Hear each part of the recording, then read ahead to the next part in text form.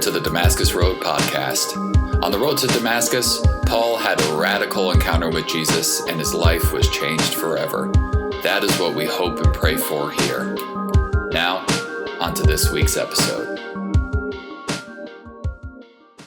My name's Tim, and I live in Davenport, Iowa, where I serve in ministry there with my wife, Rachel, and our three kids, Eli, Ian, and Bigby.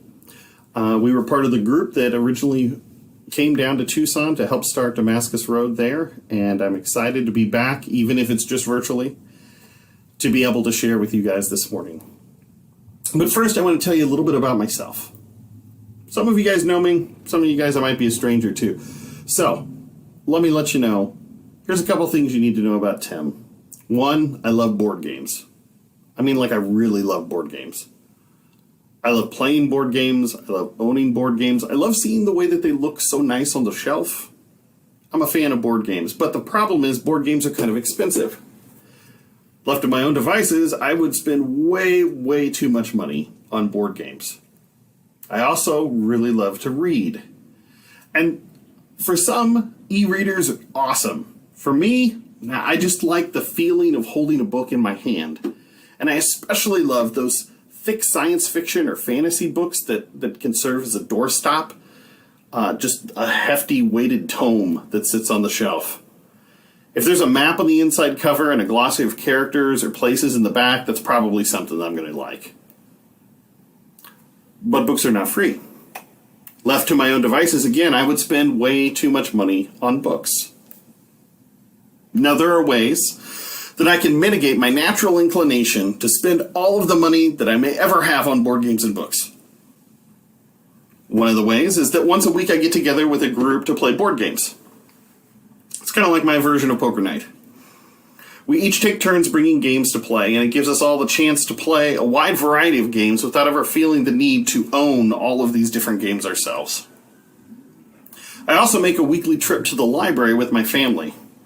Our very liberal use of the reservation system has made us a bit infamous, and the sight of me using a water table cart full of Trader Joe's bags to get our books each week is a well-known sight amongst our local librarians. These are two ways that I help to mitigate my desire to spend all of the money I could possibly have on books and on board games. There is, however, one way that is much more helpful, for me personally, to limit my spending in these areas. I'm not the money person in our family. What do I mean by that? I've never really been good at managing personal finances. That is not a discipline at which I excel, and I will freely admit that. My wife, however, is rather good at it. She doesn't like doing it, but she's good at it. She's the one in our marriage and family who comes up with financial goals and plans. Is she going to talk to me about them? Will we discuss them? Sure, but we both know she is the one who is setting the path in that particular area. But our marriage works overall because it's balanced. We both do household jobs that no one wants to do. I wash the dishes. She mops the floors. We both do household tasks that suit our unique skills and abilities. Our marriage works because we continue to grow in peace and in patience, in grace and in love. Our marriage works because, as each of us strives to be more like Christ, we have more to offer the other. Our relationship is a reminder of who Christ is and what he has done, and what the Spirit continues to do. Our relationship is not about the power and the control that the world expects, but the submission and grace that Christ expects. And this morning, we're going to talk about an important piece of Scripture that supports this particular approach to marriage and relationships. 1 Peter chapter 3, we'll start with verse 1. Wives, in the same way, submit yourselves to your own husbands, so that if any of them do not believe the word, they may be won over without words by the behavior of their wives, when they see the purity and reverence of your lives. Your beauty should not come from outward adornment, such as elaborate hairstyles and the wearing of gold jewelry or fine clothes. Rather, it should be that of your inner self, the unfading beauty of a gentle and quiet spirit, which is of great worth in God's sight. For this is the way the holy women of the past who put their hope in God used to adorn themselves. They submitted themselves to their own husbands, like Sarah, who obeyed Abraham and called him her Lord. You are her daughters if you do what is right and do not give way to fear. Husbands, in the same way, be considerate as you live with your wives, and treat them with respect as the weaker partner, and as heirs with you of the gracious gift of life, so that nothing will hinder your prayers. Peter is writing this letter to the church in Asia Minor, and like any group of Christians, they're trying to figure out how to live in a way that is honoring of God and helps non-Christians understand more about God. Peter's writing to these people because Christianity is brand new. Following Jesus is brand new. These adults did not grow up with Christian parents. They never met Christians when they were kids. They haven't visited a bunch of churches before. They were discovering a new way to live, and they needed help. They needed Peter's help to figure out how to do it. Now, Greco-Roman culture provided more freedom than most societies of the time, but it was a highly ordered approach to family and household. There were clear responsibilities related to gender and to marriage. So how do these new Christians follow Jesus and have a highly ordered household that was expected in their larger culture? That's the question that Peter's addressing. And I also want to be upfront that this particular passage has been misinterpreted to oppress and abuse women for centuries. Today, I want to talk you through what I think is a more accurate understanding of what God expects in our relationships, and how Peter's words can help build us up, not control, and not destroy each other. Now, to do this, we have to have three kind of important keys. One, what is the cultural context for this letter? Why did Peter write it? Who's he writing it to? Two, what is the eternal truth of this letter? What are the universal principles that come out of this that apply no matter the time or place? And number three, what does this letter mean for our everyday actions today? So first, let's talk about the cultural context. There are two important groups of people in this particular passage: husbands and wives. Only recently has marriage not been the norm of society. During Peter's time, it was expected that all women and almost all men were to be married. It wasn't a choice. It was just an expectation that culture demanded. So when Peter writes to and identifies specifically husband and wives, he's writing to almost all the men and women in the church.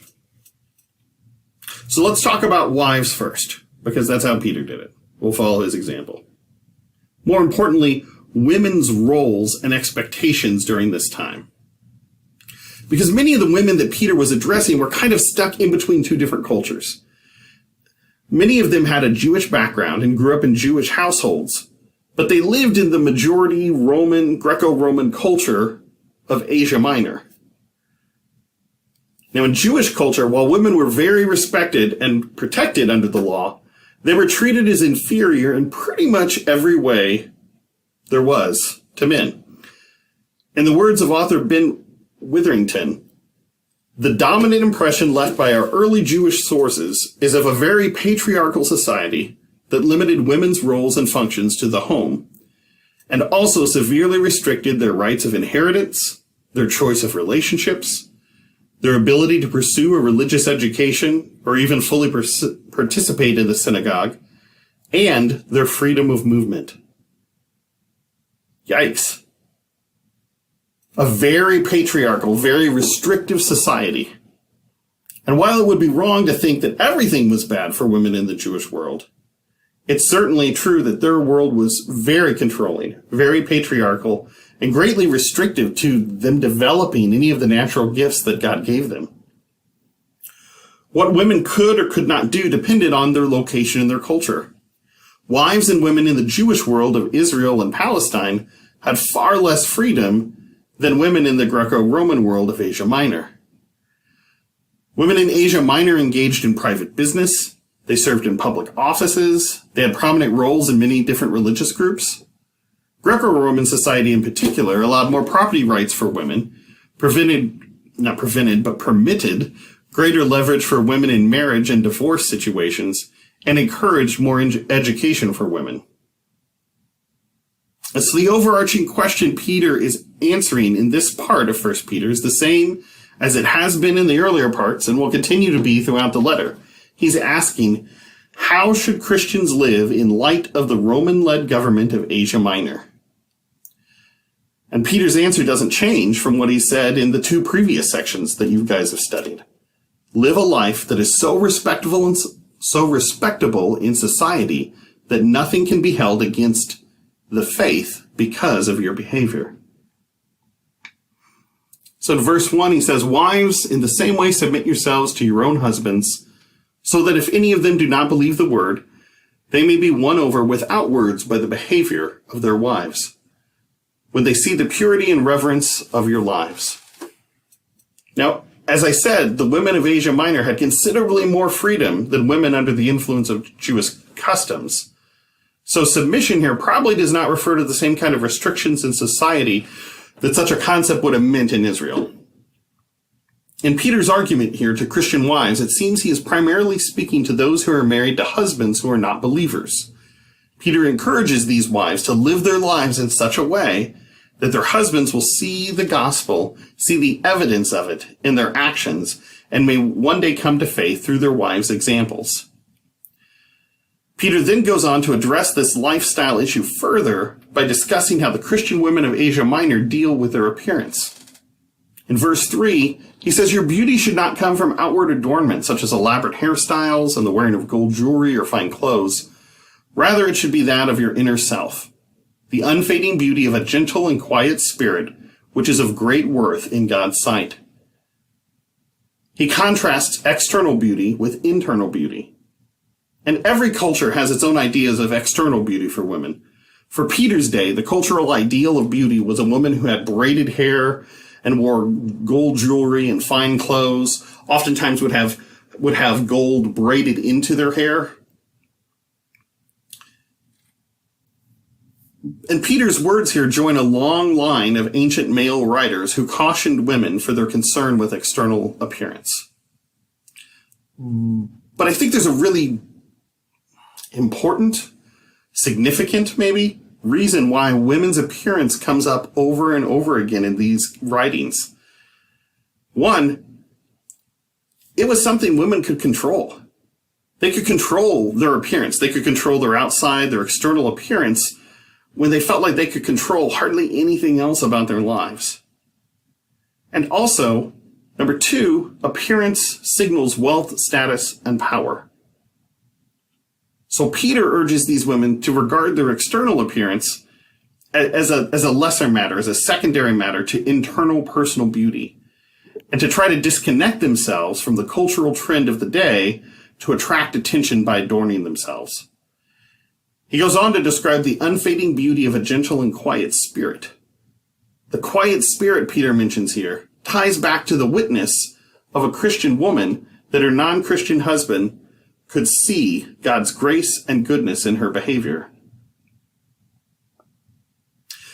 Peter wants women to be Christ-like, to give up the power of the world and consider the power of a person who has a gentle and quiet spirit.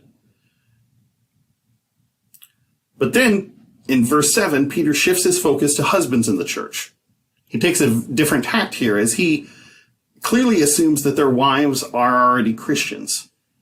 And this is likely because many of the first converts in the area were women, and the men of the church were most likely converted from their wives' influence.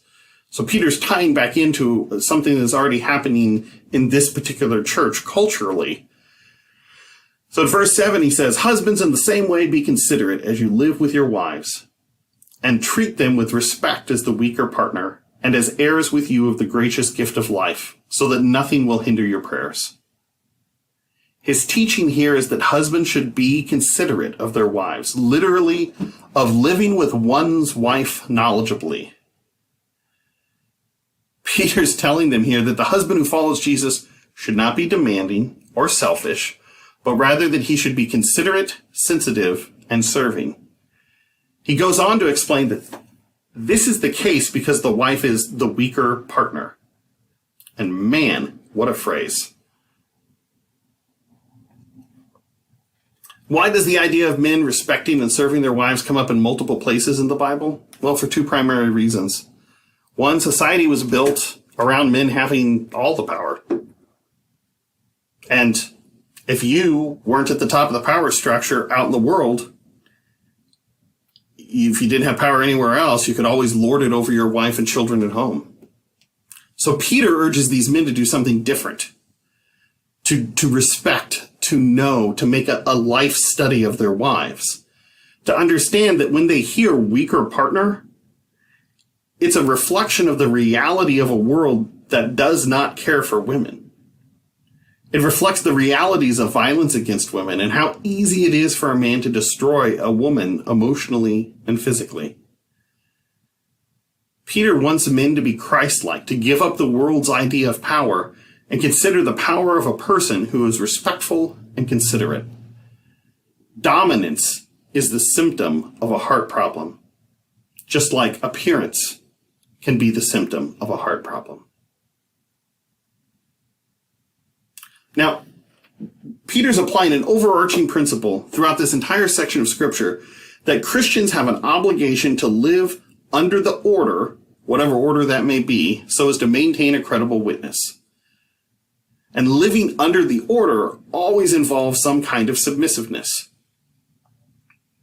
And principles we can pull from this that are universal, that apply in our context just in the same way they applied in the context that Peter was originally writing to, are these: that married Christians must live a life that is so respectful in society that nothing can be held against the idea of Christians, that nothing can be held against the faith of following Jesus because of the way that people behave.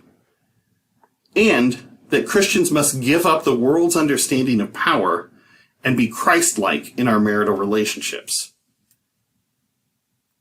And in Peter's day, living under the order was living under the norms of authority in the society in which he lived.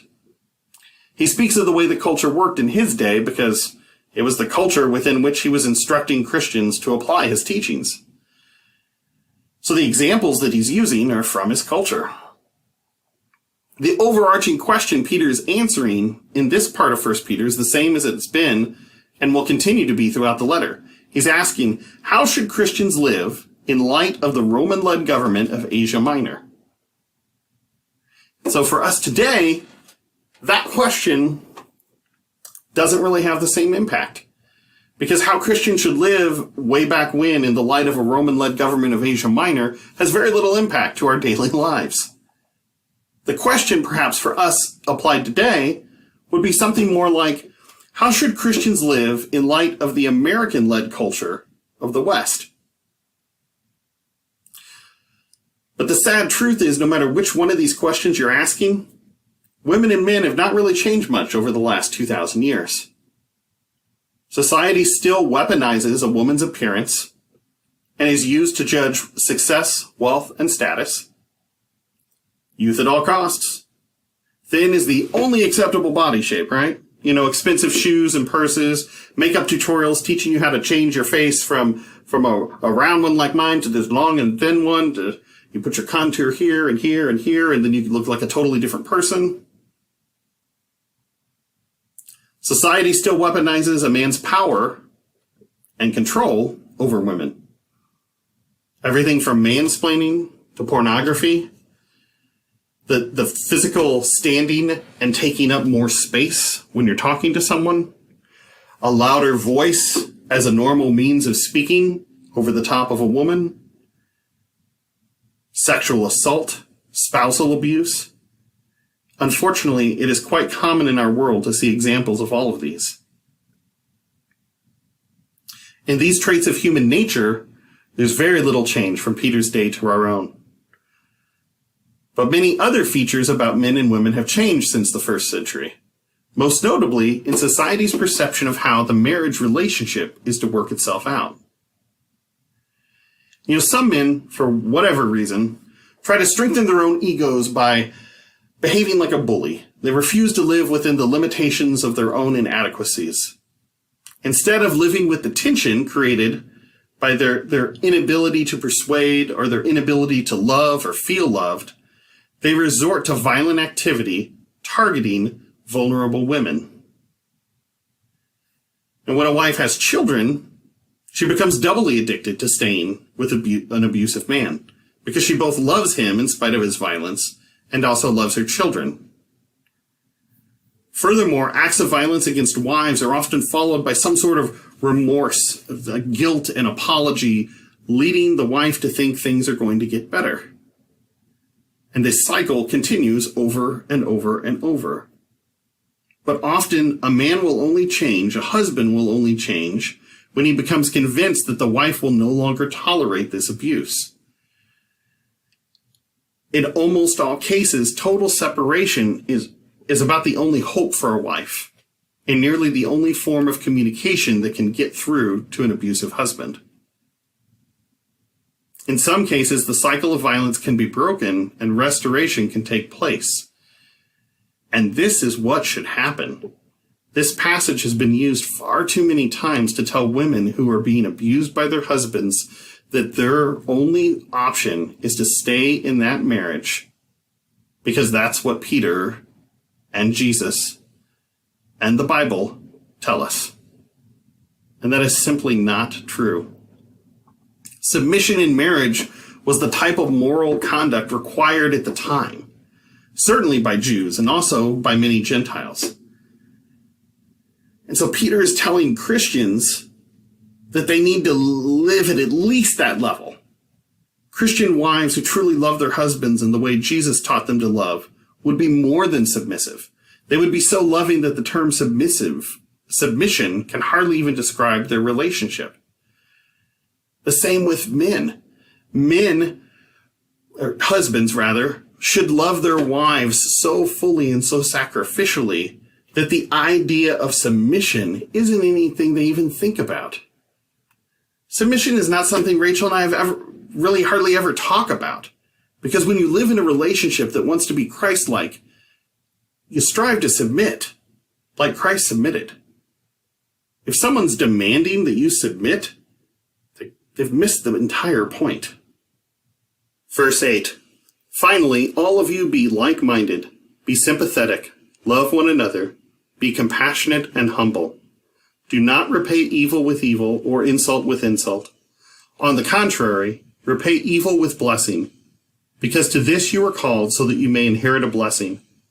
For whoever would love life and see good days must keep their tongue from evil and their lips from deceitful speech. They must turn from evil and do good. They must seek peace and pursue it. For the eyes of the Lord are on the righteous, and his ears are attentive to their prayer. But the face of the Lord is against those who do evil. While the previous three sections were addressed to specific groups of people, slaves, wives, husbands, with verse 8, Peter is addressing the entire church, focusing on how the church should relate amongst themselves and with those outside of the church, particularly for how the church ought to relate to a hostile society. Peter sees the Christian response to pressures from the outside world as one of grace and peace, not one of aggressive retaliation. Why? Well, he says, because to this you were called so that you may inherit a blessing. Peter anchors their relationships to outsiders in their calling by God and promises them a blessing. While some have seen this blessing as riches and wealth in a health and wealth kind of gospel, it's in line with Peter's focus in the middle of chapter 2 to think he imagines it would be a much better life for the churches if they're quiet, humble, and gentle, and if they stay away from any kind of retaliation. And I know this may sound optimistic, but it is a conclusion drawn by a man who is a victim of persecution and who knows from personal tough times how life works. To bring this passage into our modern world then, and apply it the way Peter did, we need to learn to live together in harmony, in peace, and without retaliation. The nature of Peter's words are essential to how we should relate to the outside world. We shouldn't be known for fighting. We shouldn't be known as that unruly group that's always stirring up trouble. Instead, we ought to be seen as peace-loving people who are good citizens. Does this mean we should allow injustice to occur? That we should hold our tongues and quietly watch? No, not at all. It means that as we speak for those who do not have the voices, platforms, or power to speak for themselves, we must do it peacefully. Super easy, right? I mean, the fact is that it's very simple, but it's also very hard to do. It's hard to live a life of peace. It's hard not to retaliate, because getting back at someone is kind of the core nature of humanity. It's one of the things that we have to struggle to overcome. But we have to be willing to give up what the world considers important. We have to be willing to lose face in front of people, to not get the last word. As a church, our community should be seen as a family, a close community, the model in our own local community of what it means to live in harmony, to live lovingly, to live righteously, and to live peacefully.